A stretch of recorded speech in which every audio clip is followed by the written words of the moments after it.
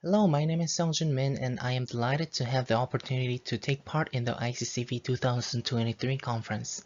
Now I'll commence my presentation on SEFD, learning to distill complex pose and occlusion. Occlusion has been a significant challenge in human mesh estimation. Recently, papers such as VizDB and Liu et al. Introduced a solution for occlusion by applying pseudo-occlusion annotations. There are other papers to solve this issue such as 3D CrowdNet and OCHMR, which utilize 2D poses. While all these papers try to solve occlusion, problems still exist that they do not rely on precise occlusion annotations, and it remains uncertain whether occlusion can be effectively addressed solely based on the 2D pose structural information. Another challenging issue is complex pose. The complex pose refers to situations that go beyond the typical range of human movements, which is called the range of motion, as shown in the chart. It's worth noting that there haven't been any recent papers attempting to address this complex pose problem, which is becoming a great challenge in human pose estimation tasks. Therefore, our motivation is, by providing more accurate information, would the model potentially address occlusion and complex pose issue better? The answer is yes. So, how would it provide what information through which method? We found the answer by distillation method using the S information. Let's go for detailed explanations. This is the overview of our conceptual method, and I'll be explaining each model step by step. This figure depicts the SMPL-S generator. The process involves projecting the individual mesh corresponding to the image onto the image itself one by one.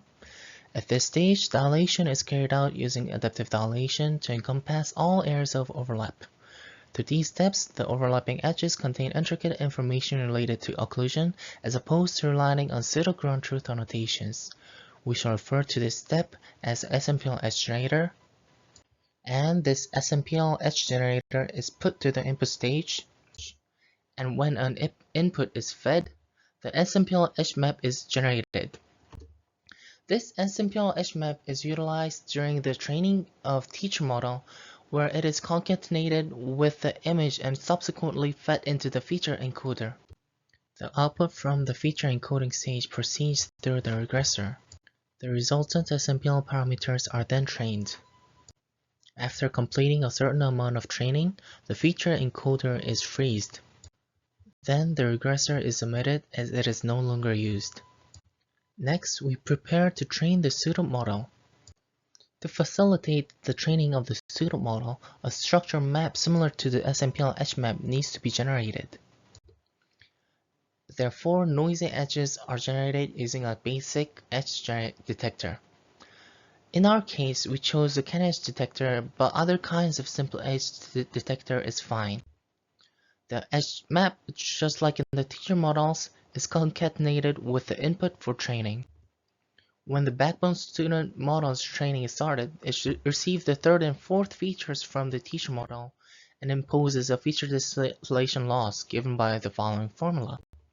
And after passing through the regressor, the SMPL parameters of the student model is yielded. Then this distilled student model is used as an inference. Once again, the figure shows the overall architecture of our method using edge map distillation. We conducted a comparison with state-of-the-art methods, and the table above presents a performance comparison on the 3D PW dataset. Our results demonstrate superior performance, particularly when the 3D PW training dataset is not utilized, highlighting our ability to address domain gaps effectively. In Table 5, we provide an overview of papers that have endeavored to tackle occlusion for datasets focusing on occlusion and complex poses.